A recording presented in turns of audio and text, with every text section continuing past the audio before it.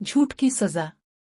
काफी अरसा की बात है कि एक जंगल के पास एक गांव आबाद था।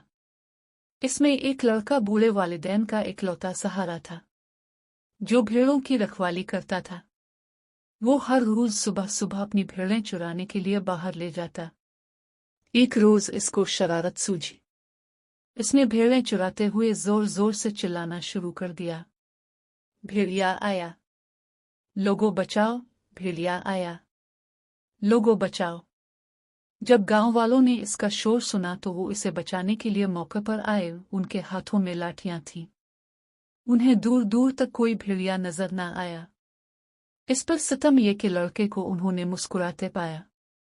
पूछने पर उसने बताया कि मैं तो मजाक कर रहा था। लोग इसे बुरा भला कहते हुए गांव वापस चले गए। कुछ वक्त गुजरने के बाद लड़के ने फिर यही शरारत की और पहले से भी ज्यादा जोर से शोर मचाया। भेड़िया आया, भेड़िया आया। लोगों ने इस बार भी लाठियां उठा लें और उसकी मदद को पहुंच गए। वो ये देखकर हैरान खड़े रह गए कि लड़का सही सलामत खड़ा मुस्करा रहा था। वहां पर किसी भेड़िए का नामो निशान न था। लोग गुस्से में फिर गांव लूट गए। खुदा का करना ऐसा हुआ कि एक दिन सचमुच भेड़िया आ गया। लड़के ने बहुत शोर मचाया मगर गांव वालों ने इसकी एक ना सुनी।